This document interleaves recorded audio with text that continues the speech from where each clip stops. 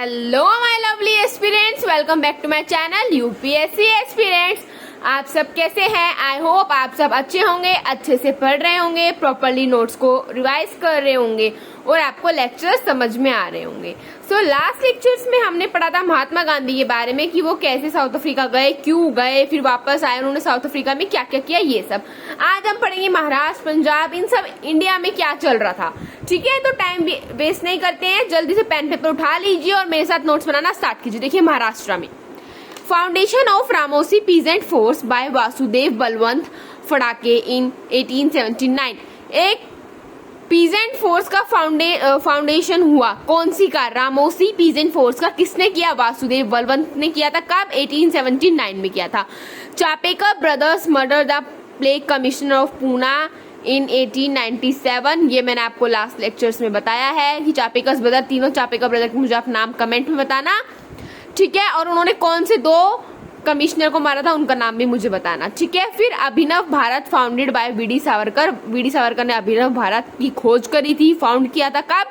1904 में। ठीक है, अब हम पढ़ते हैं वीडी सावरकर के बारे में। Founded the free India society in London. इन्होंने फ्री इंडिया सोसाइटी फाउंड करी थी। कहाँ पे? लंदन में करी थी। और ये सोसाइटी क्या करती थी? This society celebrated important dates. जो भी इंपॉर्टेंट डेट्स होती थी वो सारी डेट्स को ये सोसाइटी सेलिब्रेट करती थी। Advocated the use of arms. उन्होंने आर्म्स का, हथियारों का प्रॉपर यूज करना बताया। और ही रॉट, उन्होंने कौन सी बुक लिखी? The Indian war of independence 1857। But वो ब्रिटिश ने क्या कर दी थी? बैन कर दी थी, इस पे रोक लगा दी गई थी। Savarkar was arrested in London at March 1910। 1910 में सावरकर को अरेस्ट कर लिया गया पुलिस ने लंदन के अंदर with killing of Nasik DM and sent to India. किसके चक्कर में? क्यों नासिक डीएम को मारा था और कहाँ भेज दिया गया? इंडिया में भेज दिया गया। कहाँ पे? फिर वो गए जेल इन रत्नागिरी जेल। जेल का नाम है रत्नागिरी। उन्होंने एक बुक लिखी, हिंदुत्व। हिंदुत्व, हु इज हिंदू, हिंदू कौन है, उनके बारे में उन्होंने एक किताब लिखी। वो प्रेसिडेंट रहे थे हिंदू महासभा के 1937 से 1943 तक। तो ये था वीडी सावरकर के बारे में। तो चलिए हम चलते हैं पंजाब की तरफ। आइए देखिए, अंजुमान ए मोहिशबान ए वतन फाउंडेड बाय अजीत सिंह इन लाहौर। अंजुमान ए मोहिशबान ए वतन किसने फाइंड आउट किया था? अजीत सिंह ने किया था। कहाँ पे? लाहौर में किया था। अब देखिए, जो तारकनाथ और जो जीडी कुमार है, इन्होंने दो न्यूज़पेपर स्टार्ट किए थे। तारकनाथ दास ने स्टार्ट किया था स्वदेश सेवक और जीडी कुमार ने फ्री हिंदुस्तान। स्वदेश सेवक और फ्री हिंदुस्तान ये दोनों न्यूज़पेपर है। Political activity triggered in Canada. जब कनाडा में पॉलिटिकल एक्टिविटी ज्यादा ट्रिगर्ड करने लग गई थी, है ना, उस टाइम पे ये न्यूज़पेपर स्टार्ट किए गए थे। 1910 में कनाडा की गवर्नमेंट ने एक्सपेल बोथ ऑफ देम, उन्होंने बाहर निकाल दिया गया कनाडा से दोनों को। दोनों कहाँ पे सेटल हो गए? सीटल के अंदर सेटल हो गए। सीटल क्या बन गया था? फिर रिवोल्यूशनरी एक्टिविटीज का एक हब बन गया था, मेन सेंटर बन गया था। ठीक है, फिर 1911 में क्या हुआ? लाला हरदयाल को भी ऑल्सो शिफ्टेड टू यूएस से, वो यूएस चले गए थे। उन्होंने लॉन्च किया युगंतर सर्कुलर, लॉन्च किया गया।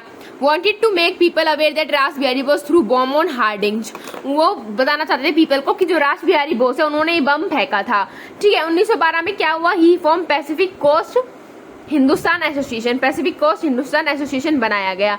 This became famous as Ghadar party. और उसको किस तरह फेमस किया गया? एज अ गदर पार्टी नाम देके वो फेमस हो गई। प्रेसिडेंट कौन बने? सोहन सिंह बखना प्रेसिडेंट बने। स्टार्टेड वीकली न्यूज़पेपर इन्होंने स्टार्ट कर दिया, मतलब हफ्ते में न्यूज़पेपर आएगा वीकेंड्स पे। उसका नाम था the Ghadar Party, is known as Ghadar Party. Newspaper is known as the Ghadar. Headquarters कहाँ थे गदर पार्टी के? सैन फ्रांसिस्को में थे उसके हेडक्वार्टर्स। और इसको क्या बोला जाता है? और युगंतर आश्रम भी बोला जाता है। आई होप आपको ये इतना समझ में आया होगा। अब देखिए 1914 में क्या क्या चल रहा था। लाला हरदयाल को अरेस्ट कर लिया था। कोमगटा मारू इंसिडेंट हुआ था। फर्स्ट वर्ल्ड वॉर चल रहा था, आपको पता है ना सब। फर्स्ट वर्ल्ड वॉर 1914 से 1918 तक चला था। तो ये सारी चीज थी 1914 में। ठीक है, फिर क्या हुआ देखते हैं। जो गदर पार्टीज के जो लोग थे वो इंडिया आए फॉर आर्म रिवोल्ट के लिए। रास बिहारी बोस क्या बन गया? उनका लीडर बन गए थे। बट ऐसी न्यूज लीक हो गई तो जो भी गदर पार्टीज के लोग थे उन सबको जेल में डाल दिया और लटका दिया, हैंग कर दिया, मीन्स फांसी की सजा दे दी। और ये मूवमेंट यहीं खत्म हो गया। ठीक है, जो उन्होंने गदर पार्टी वाला चलाया था वो यहीं खत्म हो गया। अब आता है कोमागता मारू इंसिडेंट। इसमें क्या था? एक शिप थी, जापानीज शिप थी, वो कनाडा जा रही थी। उसके अंदर टोटल थे 326 पीपल बस। बट उसमें से क्या हुआ? सिर्फ 22 पीपल को इन्होंने एंट्री दी कनाडा जाने के लिए। और जब वो वापस इंडिया आए, जो लोग जो नहीं जा पाए उनके अंदर बहुत गुस्सा था और उन्होंने किसको मारना स्टार्ट कर दिया, सिपोइस को मारना स्टार्ट कर दिया। और इन रिटर्न क्या हुआ, ब्रिटिश ने क्या कर दी, बंदूक चलानी स्टार्ट कर दी, फायरिंग स्टार्ट कर दी और बहुत से पीपल जो है वो मर गए थे। ठीक है, ये था कोमागाटा मारू इंसिडेंट। फिर 1843 में क्या हुआ, Annie Besant landed in India. Annie Besant आई इंडिया के अंदर, ज्वाइन आईएनसी, उन्होंने आईएनसी को ज्वाइन कर लिया।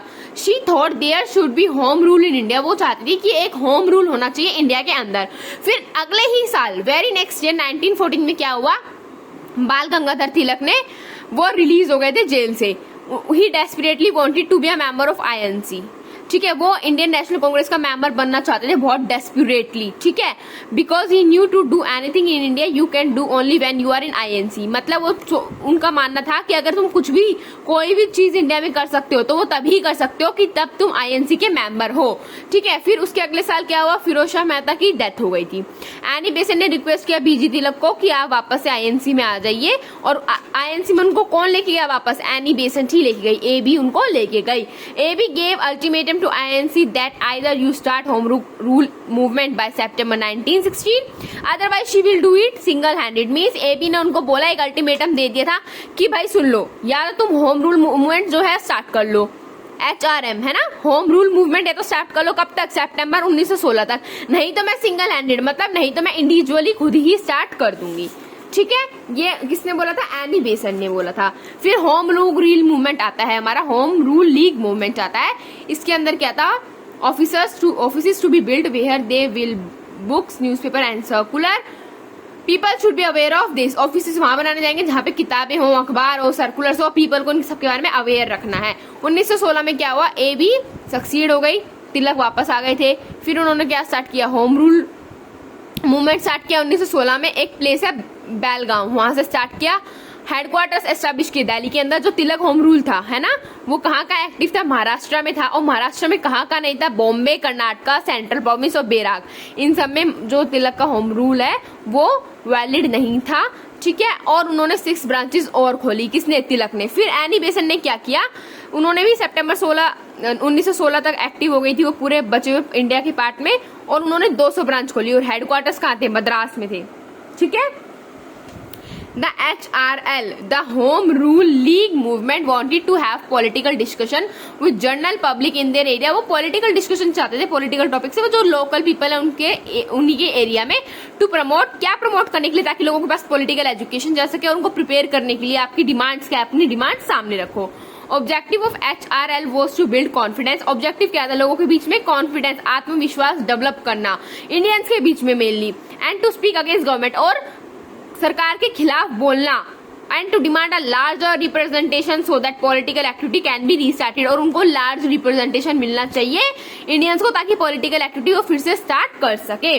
ऑब्जेक्टिव यही था, एजुकेशन इन वर्नाकुलर लैंग्वेज और लिंग्विस्टिक स्टेट्स। लिंग्विस्टिक स्टेट का फॉर्मेशन हो, मतलब लैंग्वेज के बेसिस पे आपकी स्टेट होनी चाहिए, राज्य होने चाहिए, भाषा के उस पे बेसिस पे, और एजुकेशन इन वर्नाकुलर लैंग्वेज जो भी आपका लोकल मीडियम है उसके अंदर।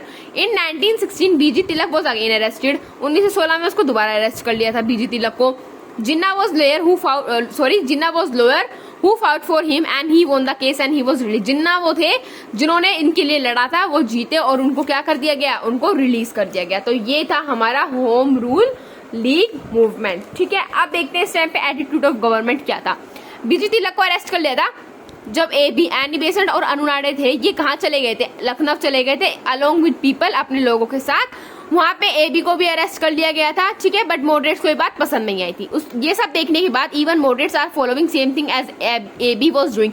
ये सब देखने के बाद मॉडरेट भी वही सब फॉलो करते थे जो कि एनी बेसेंट फॉलो करती थी।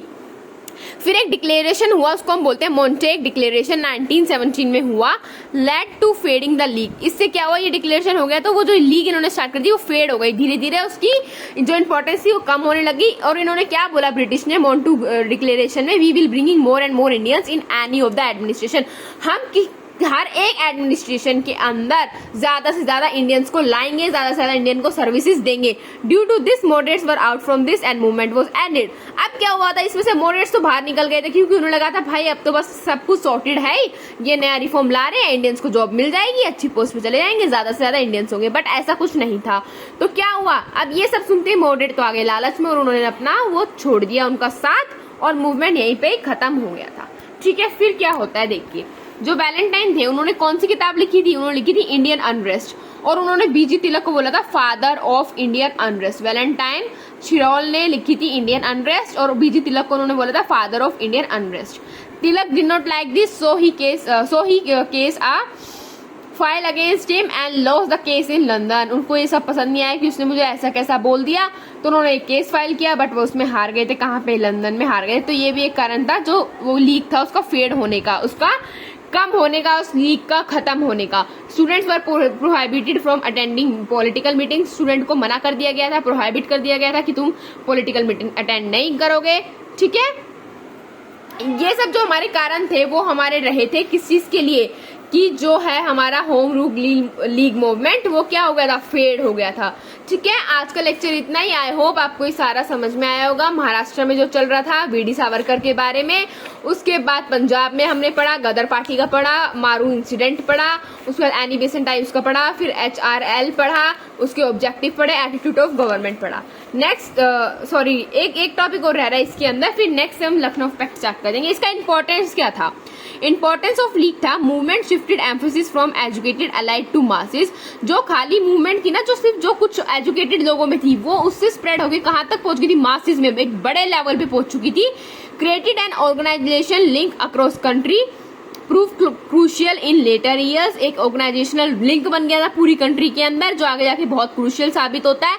अगस्त 1970 में मोन्टेग का वो डिक्लेरेशन हुआ था, मैंने आपको बता दिया। Efforts of Tilak and AB revived Congress as an effective instrument of Indian nationalism. Tilak और AB के जो एफर्ट्स थे, उन्होंने कांग्रेस को वापस सिलाया एक इफेक्टिव इंस्ट्रूमेंट की तरह, किसके लिए, इंडियन नेशनलिज्म के लिए। तो ये थी उसकी इंपॉर्टेंस। अब जो हमारा लखनऊ फैक्ट्स होगा वो हम नेक्स्ट क्लास में स्टार्ट करेंगे। एक चीज की मैं आपको ट्रिक बताना चाहूंगी, जो महात्मा गांधी ने मूवमेंट्स किए ना, उनमें से ईयर रखने की ट्रिक याद करना। केक से जो चंपारण में हुआ था, A से अहमदामिल में हुआ था, जो और K से खेड़ा में हुआ था। चंपारण वाला था 1917 में और ये दोनों थे 1980 में। तो केक से आप इनकी सीक्वेंस याद रख सकते हैं। सो गाइज, आज के लिए इतना ही। Bye bye, take care, have a nice day.